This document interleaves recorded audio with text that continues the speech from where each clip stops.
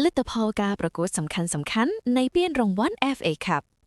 Manchester City បានបំបាក់ Exeter City យ៉ាងចាស់ដៃ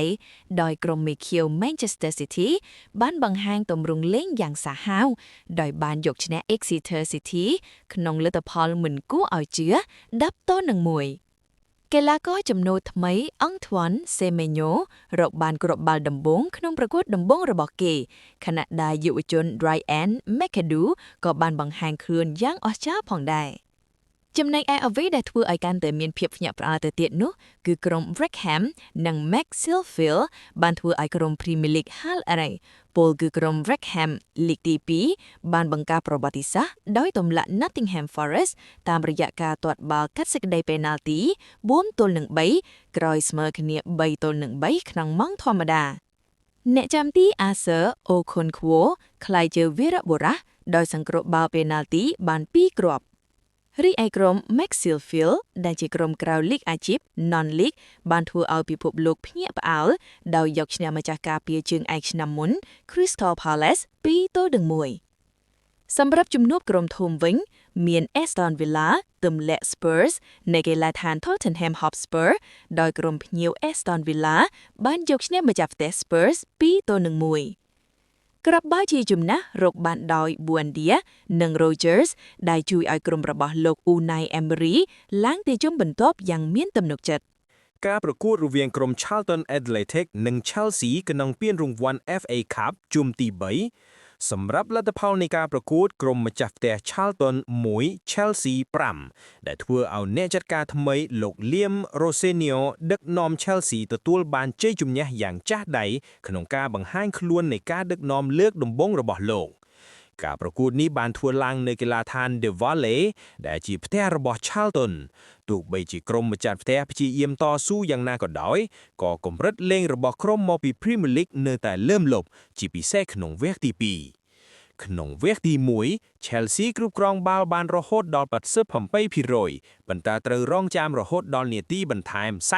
45+4 ទើបរកគ្រាប់បាល់ដំបូងបានដោយខ្សែការពារវ័យក្មេង Jorel Hato តាមរយៈការស៊ុតបាល់បញ្ចូលទីយ៉ាងស្អាតចូលមកដល់វគ្គទី2នៅនាទីទី50 Tosin Adarabioyo បានតែតបញ្ចូលទីគ្រាប់ទី2ឲ្យ Chelsea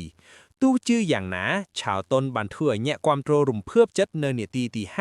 57នៅពេលដែល Miles Learburn ស៊ុតបញ្ចូលទីបំប៉ងសំណាញ់ Chelsea នាំឲ្យលទ្ធផលក្លាយទៅជា 1-2 ដែលធ្វើឲ្យក្រុមម្ចាស់ផ្ទះមានទឹកមាត់លេបវិញគ្រឿងការតាមស្មើតែក្តីសង្ឃឹមរបស់ Charlton ត្រូវបានរលាយបាត់នៅពេលដែល Marc Guyo រកបានគ្រាប់ទី3នៅនាទី62នៅចុងម៉ោង Pedro Neto នាទី90+1 និង Enzo Fernandez នាទី90+4 ដោយបាល់ពេណាល់ទីបានបន្ថែមម្ញាក់មួយគ្រាប់ទៀតដើម្បីបិទបញ្ចប់ការប្រកួតក្នុងលទ្ធផល 5-1 លោក Oliver Glasner ផ្ទុះកំហឹងយ៉ាងខ្លាំងក្រោយ Macclesfield យកឈ្នះ Crystal Palace ក្នុងពាន FA Cup ធ្វើឲ្យក្រុមរបស់លោកធ្លាក់ចេញពីជុំទី3ដោយយ៉ាងនឹកស្មានមិនដល់ដែលសេចក្តីរាយការណ៍លម្អិតបានឲ្យដឹងថាក្រុម Macclesfield ដែលជាក្រុមស្ថិតក្នុងលីកកម្រិតទាបបានបង្កើតភាពភ្ញាក់ផ្អើលបំផុតប្រចាំរដូវកាលដែលបានទម្លាក់ក្រុមខ្លាំងមកពី Premier League គឺ Crystal Palace ចេញពីការប្រកួត FA Cup ជុំទី3នេះគឺជាលទ្ធផលដែលគ្មានអ្នកណាជឿថាអាចកើតឡើងបានឡើយអ្វីដែលគួរឲ្យកត់សម្គាល់នៅក្នុងការប្រកួតនេះគឺជាការលេងដ៏អស្ចារ្យរបស់ក្រុម Macclesfield ដោយបានបង្ហាញពីស្មារតីតស៊ូមិនរាថយដោយយកឈ្នះលើក្រុមដែលមានលំដាប់ខ្ពស់ជាងខ្លួនឆ្ងាយក្រោយចប់ការប្រកួតលោក Oliver Glasner អ្នកចាត់ការទូទៅរបស់ Crystal Palace ត្រូវបានគេរាយការណ៍ថាផ្ទុះកំហឹងយ៉ាងខ្លាំងទៅលើទម្រង់លេងរបស់កូនក្រុមលោកបានសម្ដែងការខកចិត្តយ៉ាងខ្លាំងចំពោះការបាត់បង់ឱកាសនិងការការពារដ៏ធូររលុងដែលបណ្ដាលឲ្យក្រុមត្រូវហាលអាវត្រឹមជុំដំបូងដែលពួកគេចូលលេងហើយលោកបាននិយាយថាអ្នកមិនចាំបាច់ត្រូវការយុទ្ធសាស្ត្រអីក្នុងហ្គេមបែបនេះទេអ្នកគ្រាន់តែត្រូវបង្ហាញពីសមត្ថភាពដែលអ្នកមាននិងបង្ហាញពីមោទនភាពបន្តិចបន្តួចប៉ុណ្ណោះនោះអ្នកនឹងលេងក្នុងទម្រង់ផ្សេងពីនេះមិនខានប៉ុន្តែថ្ងៃនេះយើងខ្វះខាតអ្វីៗគ្រប់យ៉ាងទាំងអស់សម្រាប់ Macclesfield នេះគឺជ័យជំនះដ៏អស្ចារ្យបំផុតមួយក្នុងប្រវត្តិសាស្ត្រក្លឹបដែលបានក្លាយទៅជាឃាតករសម្រាប់យក្សក្នុងពានរង្វាន់ចំណាស់ជាងមួយនេះការធ្លាក់ចេញនេះបានធ្វើឲ្យមានការរិះគន់យ៉ាងខ្លាំងទៅលើ Crystal Palace ខណៈដែលអ្នកគាំទ្រមានការខឹងសម្បារចំពោះលទ្ធផល ចំណែកឯលោក Oliver Glasner ឥឡូវនេះកំពុងស្ថិតក្រោមសម្ពាធយ៉ាងខ្លាំងក្នុងការស្រោចស្រង់ស្ថានភាពក្រុមឡើងវិញនៅក្នុងលីកកំពូល ក្លឹប Aston Villa ត្រូវបានរាយការណ៍ថាបានឈានបលកិច្ចព្រមព្រៀងជាមួយក្លឹប Atletico Madrid ដើម្បីនាំយកខ្សែបម្រើអន្តរជាតិអង់គ្លេស Conor Gallagher មកដេញក្នុងទម្រង់ខ្ចីជើងរួមជាមួយជម្រើសក្នុងការទិញដាច់កិច្ចព្រមព្រៀងនៃលក្ខខណ្ឌផ្ទេរគឺជាការខ្ចីជើងរហូតដល់ចប់រដូវកាល 2025-26 សម្រាប់ជម្រើសតម្លៃក្នុងការទិញដាច់ត្រូវបានគេរាយការណ៍ថាមានតម្លៃប្រហែល35ទៅ40លានអឺរ៉ូប្រហែល30ទៅ34លានផោនបន្ទាប់ពីផ្ទេរទៅកាន់អេស្ប៉ាញកាលពីរដូវក្តៅឆ្នាំ2024 Gallagher ហាក់មិនសូវទទួលបានឱកាសលេងក្នុងជម្រើសដំបូងជាប់លាប់ក្រោមការដឹកនាំរបស់លោក Diego Simeone នៅរដូវកាលទី2នេះឡើយ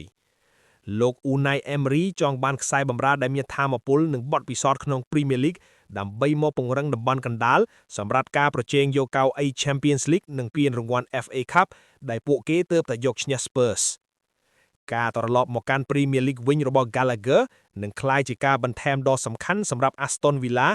ព្រោះលោក Unai Emery ធ្លាប់បានបង្ហាញការចាប់អារម្មណ៍លើរូបគេតាំងពីមុនពេលគេចាកចេញពី Chelsea ម្ល៉េះ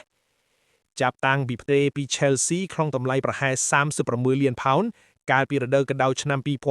2024 Gallagher បានឆ្លងកាត់ការផ្លាស់ប្ដូរច្រើនដោយចាប់ផ្ដើមបានយ៉ាងល្អនៅរដូវកាលដំបូងប៉ុន្តែនៅពាក់កណ្ដាលរដូវកាលទី2នេះ2025-26 ឱកាសក្នុងជម្រើស11នាក់ដំបូងចាប់ផ្ដើមថយចុះសម្រាប់ទម្រង់លេង Gallagher នៅតែរក្សាស្មារតីប្រយុទ្ធខ្លាំងនឹងការដណ្ដើមបាល់បានល្អប៉ុន្តែជារឿយៗត្រូវបានបដូរចេញឬដាក់ឲ្យលេងក្នុងតួនាទីការពារច្រើនពេកដែលធ្វើឲ្យសមត្ថភាពរកគ្រាប់បាល់របស់គេមានកម្រិតបើទោះបីជាអ្នកគាំទ្រ Atletico ចូលចិត្តការលះបង់របស់គេប៉ុន្តែប្រព័ន្ធលេងរបស់លោក Simeone ដែលជួនកាលមានភាពតឹងតែងផ្នែកការពារពេកមិនបានផ្ដល់សេរីភាពឲ្យ Gallagher ឡើងទៅតំបន់គ្រោះថ្នាក់ដោយកាលនៅ Chelsea ឬ Crystal Palace ឡើយចំណែកការចូលលេងក្នុងប្រព័ន្ធរបស់ Aston Villa លោក Unai Emery ជាធម្មតាប្រើប្រាស់ទម្រង់ 4-2-2-2 ឬ 4-4-1-1 ដែលតម្រូវឲ្យខ្សែបម្រើមានភាពវៃឆ្លាតនិងមានកម្លាំងរត់ខ្លាំង Gallagher នឹងក្លាយជាចំណែកដ៏ល្អឥតប្រអប់ក្នុងទម្រង់នេះ Gallagher អាចលេងជាខ្សែបម្រើកណ្ដាល2នាក់ជាមួយ Youri Tielemans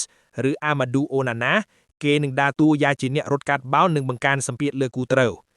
ចាប់តាំងពីការចាក់ចែងពី Douglas Luiz និងការលក់ Jacob Ramsey ក្លឹប Villa ត្រូវការកីឡាករដែលមានថាមពលខ្ពស់ហើយ Gallagher គឺជាចម្លើយដ៏សម្របសម្រាប់ Villa ដោយគេមិនត្រូវការពេលវេលាសម្រាមតួយុឡើយនេះគឺជាចំណុចសំខាន់សម្រាប់ Aston Villa ក្នុងការប្រជែងយក Top 4 នៅពាក់កណ្ដាលរដូវកាលទី2នេះ